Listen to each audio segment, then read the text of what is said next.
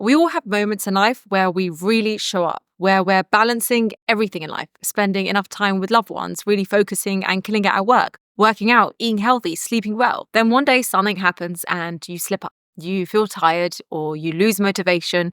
And then this starts a domino effect. You skip a workout, you eat fast food, you sleep later, you spend hours scrolling through social media and end each day feeling bad about yourself. When you're in that rut, how do you get out? In this video, I wanted to share 5 actionable strategies that will help you become more self-disciplined to do the things you need to do, even when you don't feel like it. Number 1, the do something principle. In the middle of our unproductive slumps, it's tempting to think that all we need is this burst of motivation to get us to go again. I know I've been there. I really struggle to record YouTube videos sometimes, and I just procrastinate and wait for myself to suddenly feel inspired or want to do it. But the truth is, the idea that inspiration leads to motivation and then leads to action is a bit of a myth. According to this principle that I learned called the do something principle, the process actually works in reverse. It's action that leads to inspiration and then motivation, not the other way around.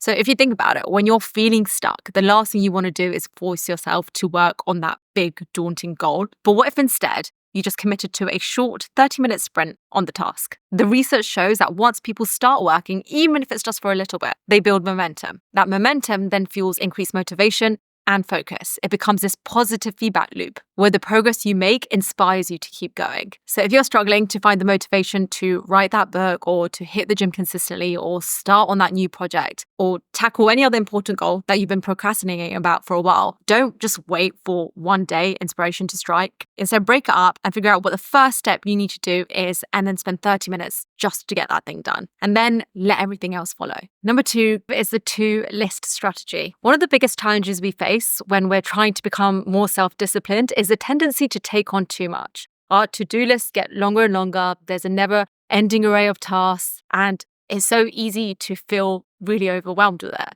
And this is where this amazing to-list strategy from Warren Buffett comes in. It provides a simple but really effective framework to understand where you should be prioritizing. So here's how it works. Step 1, take a blank piece of paper and on the right-hand side, write down your top 25 tasks. Step 2, look at that list, and from that list, select 5 items that are truly the most important, impactful, and urgent. These will now be your top priorities. Step 3, draw a line down the middle of your paper, and on the left side, write down top 5 priorities and transfer the top 5 priorities from your right-hand side to your left-hand side. With the remaining 20 items right at the top, avoid at all costs. These are the tasks that you do not want to touch until you've completed the top 5. And the reason why this is so powerful is that it forces you to get laser focused, so you channel your energy, your time, your willpower into the most high leverage activities. And the second thing it does is that it serves as a clear boundary. The avoid at all costs is a protective barrier shielding you from the constant temptation of lower priority tasks and distractions that you do not need to focus on. It's a lot easier to stay disciplined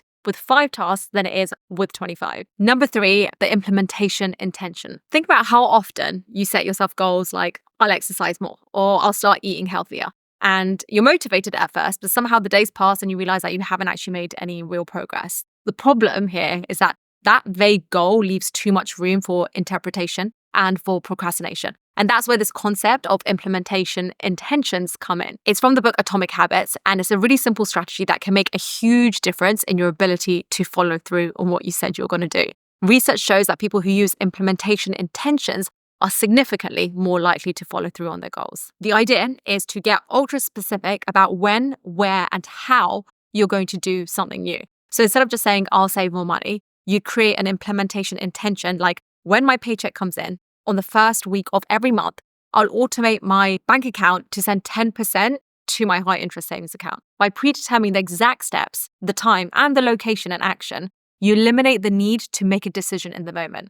All the hard work is done ahead of time, so when the trigger arrives, you just need to execute. It's like putting the habit on autopilot. You've already decided what you're going to do. Now you just have to do it. You can apply this concept by writing down a specific plan for a habit you want to build. So for instance, if you want to start reading more, don't just say, I'll read more or I'll read every day. Instead, say, I will read for 15 minutes at 8 p.m. in my living room or in bed. The more detailed your plan, the easier it will be to act on it. Number 4, use a timer. Do you ever have those days where you felt really busy, but you couldn't explain what you did at the end of it? You ticked off a lot of different tasks, but you couldn't identify how you move the needle for your goals that day. Research by Dr. David Mayer, who's a cognitive scientist, shows that switching between tasks leads to what he calls switching costs. Every time we switch from one task to another, our brains need time to refocus again. And this switching leads to inefficiencies and a loss of momentum. So according to his research, switching between tasks can reduce productivity by 40% due to the time it actually takes to mentally transition. It's like when you're trying to create a presentation, but you keep getting distracted by email or research.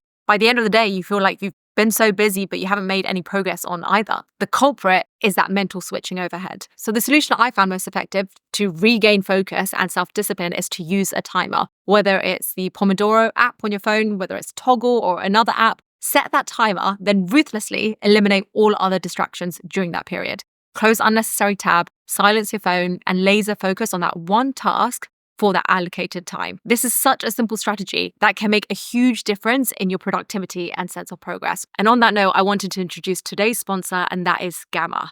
Gamma is an incredibly useful tool that turns your ideas, your notes, into a fully fledged presentation, document, or website for you in less than a minute. You can either copy and paste your own notes, even a transcript or an outline that you already have, into gamma.app. And then this will take all that text and generate an outline for a presentation. Or if you don't even know where to start, you can use the built-in AI prompt, and it gives you a first draft of a presentation just from a really quick description. Most of the self-discipline that you need is required when you're just starting to do something, especially when you're just working from a blank canvas. But I found that when you already have a tool that creates that first draft for you, it makes it so much easier to pick things up from there. You can change the layout, the tone, the voice to suit your style, change how brief or detailed you want each card to be, and you can choose what kind of images you want. And then from here, you can choose a custom theme or one of the defaults, and there you go, it generates a presentation. For someone who spent a good part of my early banking career creating pitch decks in PowerPoint, this is unbelievable. It has 20 million users around the world today, and the best part, it's completely free. You can check it out using the link in my description. Number 5, go slow to go fast. A Chinese bamboo plant can't barely be seen for the first 5 years. It builds its root systems underground. It slowly searches for a stable foundation first. And then suddenly, in a span of 6 weeks, it explodes like 90 feet into the air. And I love this analogy because one of the biggest challenges we face when we're trying to build new habits is our desire for instant gratification. That usually gets in the way of us sticking it out and being self-disciplined for the long run. We want to see results right away, whether it's losing weight, saving money, learning a new skill, or anything else. And that need for results ends up being bigger than our ability to be disciplined, so much so that we end up giving up before seeing any results. If you really want meaningful change, that takes time.